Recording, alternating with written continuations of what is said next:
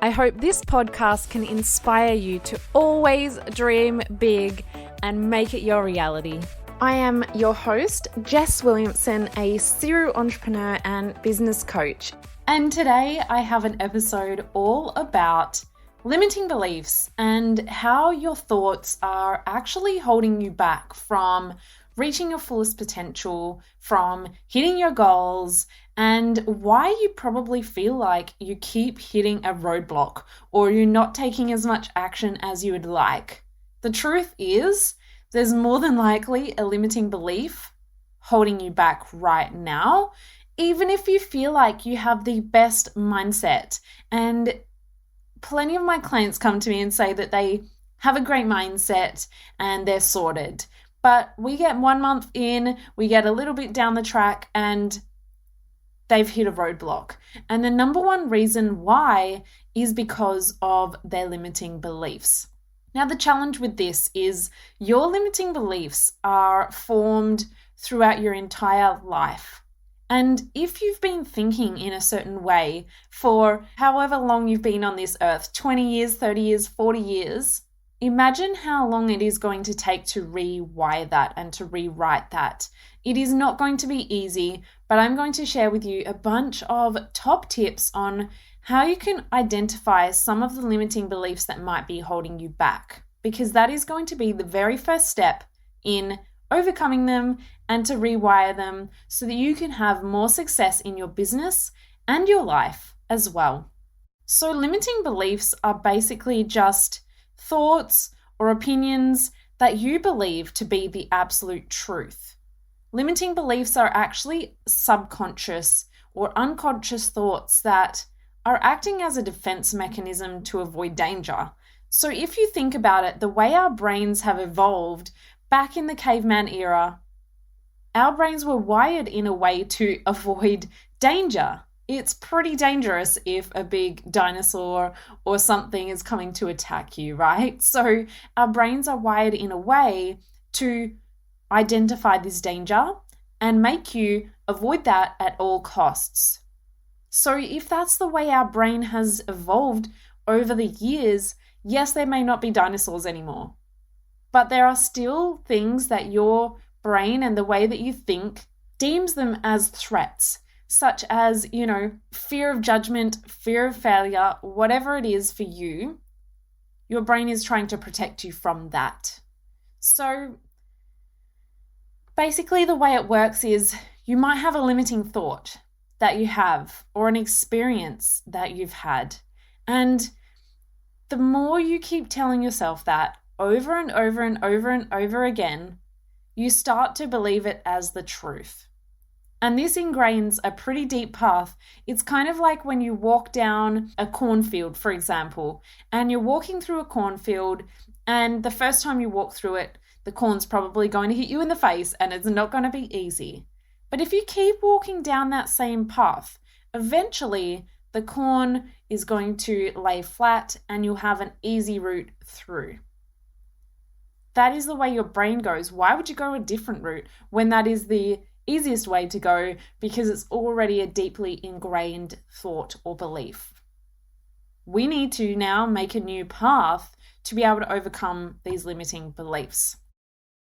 So we want to overcome our limiting beliefs so that you can actually reach your fullest potential, achieve all your dreams, and really get past procrastination, anxiety, imposter syndrome. These are all reactions of a limiting belief. And that's why I get so excited talking about limiting beliefs and helping my clients and, running workshops and inside of my Dreamers and Doers membership. We work through this because you might feel like you're procrastinating, you might feel anxious or have imposter syndrome or any other negative outcome, but we can't really treat procrastination. What are we going to do about it? Push through it and just try a bit harder? No, we need to actually get to the root of that, and that is a limiting belief. So people often blame their current situations on external things, such as their family, their job, whatever else it is. But when you start to realize that you create your entire reality based on your thoughts. Thoughts create a feeling, and a feeling then creates an action that then creates your reality. So we can actually then, as long as we can understand that, we can rewire that. We can start taking ownership back of our reality being a result of our thoughts that started all. And we can move forward and build out that dream life that we've always thought was never possible or never really reachable for us. So the good news is we can change your limiting beliefs at any time. But it doesn't mean that it's going to be easy, but a commitment and a greater level of self-awareness really does make it possible. So the most common limiting beliefs that I hear are a fear of failure. We don't want to try too hard in case we fail, right? Or we don't want to put ourselves out there in case we fail. There's also a fear of success. I know this might sound crazy, but people are actually afraid of success because of the stories they've written in their head. Maybe they think success means never getting to see your family. Maybe they think success makes people evil. You might have one of these limiting beliefs, so if this triggers anything for you, make sure you write it down. But maybe you've got a fear that you're not good enough to achieve what you want, or you don't have enough knowledge, or your fear of rejection, or even fear of judgment.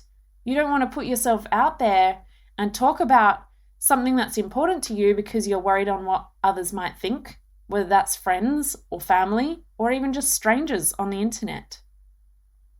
Maybe you feel like you don't deserve or you're not worthy of success. Or maybe you have a limiting belief around the fact that you have to work very hard and very long hours to earn money. There are so many limiting beliefs, but I just wanted to share a few of the most common ones so that you can maybe identify some that you have been telling yourself for so long. I just wanted to share a quick story about one of my clients who came to me a little while ago now. And when I first met her, she was very hesitant. She had a dream, she had a vision for her business, which was so exciting, and I was ready to help her make it happen. But there was just something holding her back.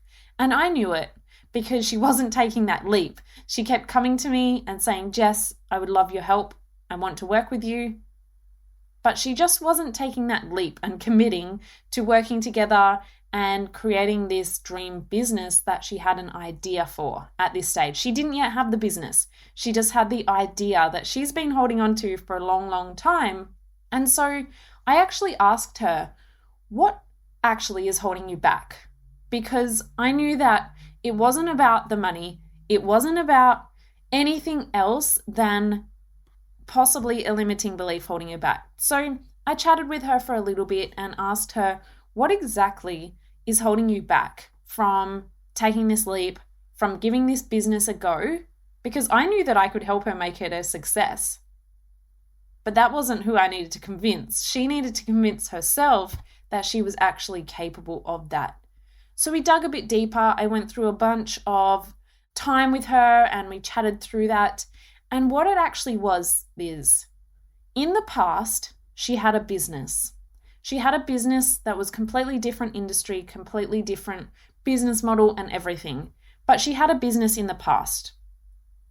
This business ended pretty badly. She was in it with a business partner and it ended probably pretty bad. It left her scarred from that experience. And so the limiting belief or the story that she was telling herself is that business equals heartbreak. Business equals money loss. Business equals stress. Business equals all these terrible things that she had experienced in her first business. But we know that that's not true, right? In every case. But that was the limiting belief that she had formed, and she kept telling herself that story over and over and over until she believed it. And so it wasn't about not having a dream or not being sure about her new business idea. It was purely that limiting belief that she thought if she has a new business, it's going to end up in the same way. And now these are not conscious thoughts. Most of the time, you don't even realize that you've got these limiting beliefs. So I'm going to share with you how we can overcome that, right? But I worked with this client and, we eventually got to the bottom of it and I helped her overcome that enough to commit. And then over the next 12 months after we started working together, we not only started her business, created her product, launched her product, but now she's getting stockists internationally. She's selling her items worldwide, getting featured on TV shows, and it's just an incredible journey. But imagine if she never overcame that initial limiting belief or story that she was telling herself. She wouldn't have achieved all the amazing things that she has in absolutely no time either. So you can see how important limiting beliefs are, but quite often you won't even realize that you're doing it. So here's how we need to actually first identify those limiting beliefs, because if we don't even know what the thoughts are that are stopping us, how are we ever going to overcome them, right? So recognizing these thoughts needs to be a process that you go through yourself or work with a coach on. I work with a lot of my one-on-one clients on this, and I have run a workshop on this in the Dreamers and Doers membership. But how often do you hear yourself say, I have to, or I can't, or I'm terrible with money, or I could never reach my goals, or life is hard, or every time I make a change, I fail? How often do you hear yourself saying any of these negative self-talk comments? Because all of the above are examples of limiting beliefs. There is honestly an endless list, but you need to find the ones that are true to you so that we can diagnose them and then we can rewire them and help you reach that success. So first things first, once we've identified the limiting beliefs, we can realize that they are not true. Because with my client example, her idea was that business is bad or business ends badly, right? But we know that's not true. So once we've identified it, we can then say that is actually not true in every case. And we can understand that they just simply began as a thought, and we started to reaffirm them until they became a belief.